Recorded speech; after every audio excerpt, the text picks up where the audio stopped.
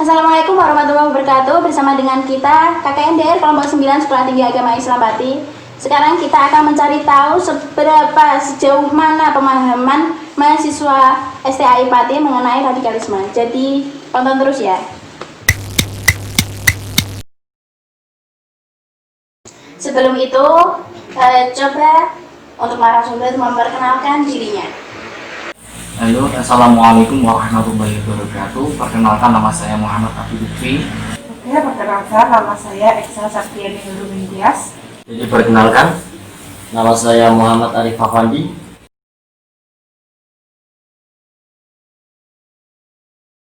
Dari kelas E semester sekarang ini semester 7 ya. Terus dari jurusan Tarbiyah ya. Saya mahasiswa STAI Pati. Baik, saya dari kelas C, jurusan Tarbiyah, semester 7.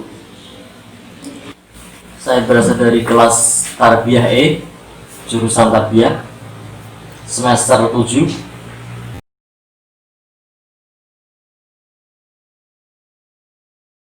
Untuk pertanyaan pertama, bagaimana pendapat Anda? Apa yang Anda ketahui tentang radikalisme?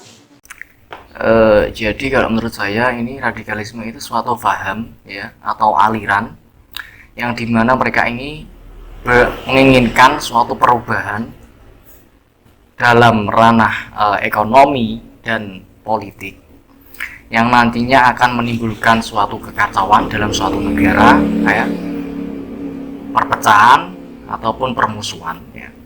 Nah, pemikiran mereka ini cenderung berpikir bahwasanya golongan mereka ini yang paling benar sendiri ya.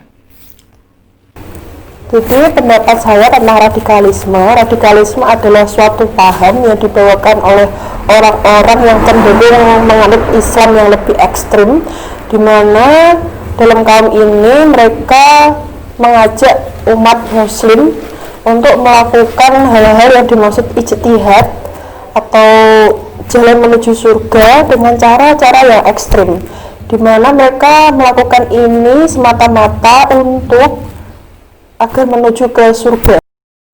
Tapi menurut saya paham ini itu tidak dibetulkan atau tidak dibenarkan jika diberlakukan di Indonesia. Tidak hanya di Indonesia, di berbagai negara pun ini tidak sesuai dengan paham atau maupun ini tidak sesuai dengan zamannya.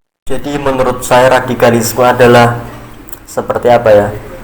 Suatu pemikiran atau paham, suatu organisasi seperti Islam. Jadi lebih ke menjelek-jelekan Islam. Tetapi dengan adanya radikalisme, mereka seperti menciri khaskan bahwa Islam itu sangat keras, suka membunuh, ya, dan itu yang sangat bertentangan dalam ajaran Islam.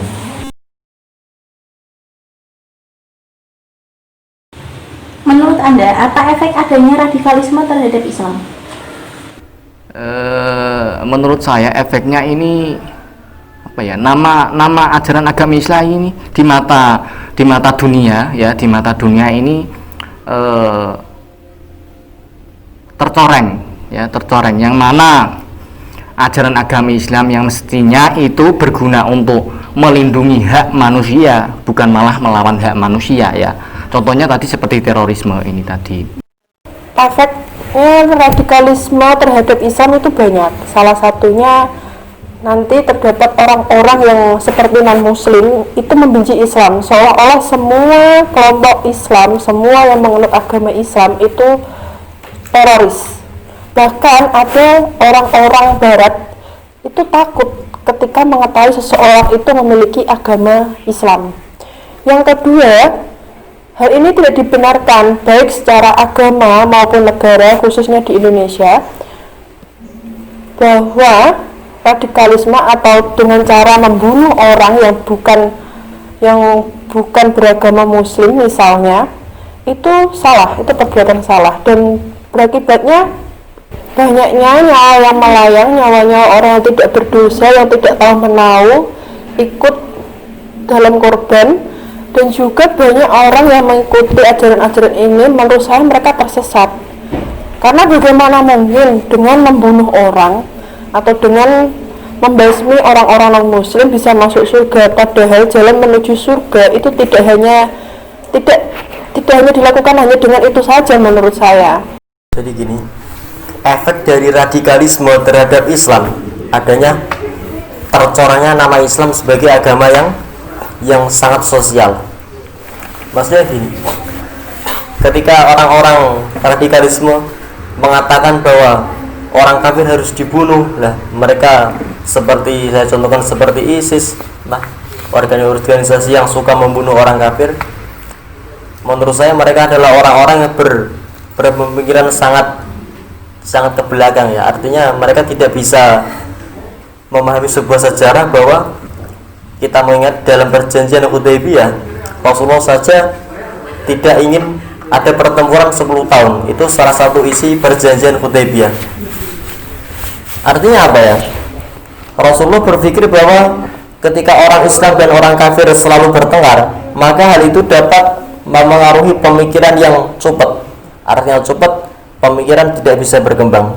Maka disitulah perjanjian Hudaybiyah berlangsung, yang kalau kita berpikir perjanjian Hudaybiyah itu sendiri tampaknya sangat merugikan Islam, padahal Rasulullah SAW yang tentunya cara berpikir tidak seperti makhluk biasa.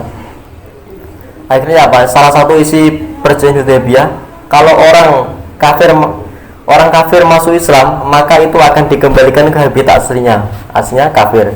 Kalau orang Islam kembali ke kafir, maka tidak dikembalikan ke orang Islam. Nah, jadi tidak ada unsur sosial antara orang Islam dan orang kafir. Itu salah satu isi perjanjian Hudaybiyah. Tetapi Sayyidina Umar mendesak sekali keputusan Rasulullah yang menyetujui perjanjian Hudaybiyah. Rasulullah hanya minta satu kepada para umat kafir, bahwa mereka harus bisa, orang-orang kafir harus diperbolehkan untuk diskusi Islam. Pertanyaan terakhir nih, pesan Anda supaya radikalisme ini tidak semakin menyebar sebagai upaya deradikalisasi.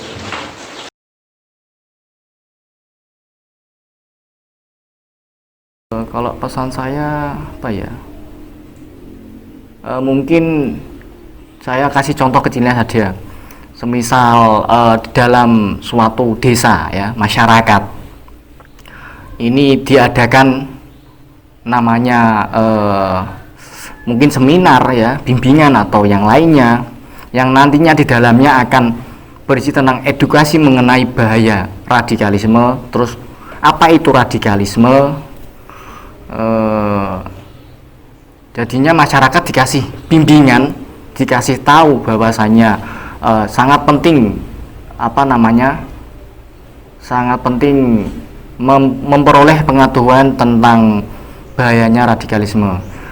Dan juga mungkin bisa ditingkatkan lagi ya, pemerintah meningkatkan pemahaman kepada masyarakat mengenai kewarganegaraan yang baik ya, terus aksi bela negara yang baik, seperti itu Mbak. Terima kasih. Itu kalau menurut saya pencegahannya itu kesadaran dari diri kita sendiri. Yang kedua, perbanyak ilmunya, karena bagaimanapun Indonesia ketika setelah bom Bali 1, Indonesia itu mencetuskan bagaimana mencetuskan banyak moderasi beragama antara umat dengan tema deradikalisme beragama. Diharapkan ini nanti untuk mencegah radikalisme. Jadi radikalisme ini tidak terus bertumbuh kembang, itu tidak. Diharapkan pemerintah ini nanti dengan tema yang diusung dari BNPT, yang mengadakan ini kan BNPT, itu bisa mencegah, setidaknya bisa mengurangi radikal-radikal yang ada di Indonesia ini. Ini menurut saya sudah jalan, tinggal mengembangkan saja kalau menurut saya. Dan sejauh ini yang saya tahu, setiap sekolah pasti ada pendidikan radikalisme agama. Terima kasih untuk pertanyaan yang menurut saya sangat baik ya. Tentunya bagi kita warga Indonesia, saya ingin bagaimana cara kita seperti ini kan seperti yang mencegah radikalisme ya, agar tidak semakin menyebar luas. Nah, salah satu hebatnya negara Indonesia itu kita misalnya orang Indonesia, Islam Indonesia itu berpaham Ahlussunnah wal Jamaah. Saya ingin semua orang Indonesia yang santri ketika mereka keluar dari pondok pesantren sudah waktunya boyong, tetap dimanapun saya ingin berpesan untuk selalu mensiarkan pemikiran Ahlussunnah wal Jamaah. Artinya apa? Misalnya walaupun seorang yang tidak pernah pondok pun, tetapi dia adalah Nahdlatul Ulama atau Ahlussunnah wal Jamaah. Nah, ketika dia menjadi guru, mungkin dia tidak bisa menetap di daerahnya, tetapi dia mungkin akan di daerah yang mengajar di daerah yang lain. Nah, itulah kesempatan dia untuk mempertahankan pemikiran Ahlussunnah wal Jamaah, yang memang tentu menjadi ciri khas bahwa Ahlussunnah wal Jamaah adalah salah satu pemikiran besar dalam Islam dan memang disepakati oleh para ulama. Ya, terima kasih jawabannya untuk teman-teman yang saya wawancarai saat ini. Sebagai narasumber kita sangat bermanfaat sekali untuk kita berbagi ilmu lah ibaratnya. Jadi cukup sekian dari kami kelompok 9 KKNDR Sekolah Tinggi Agama Islam Pati. Assalamualaikum warahmatullahi wabarakatuh.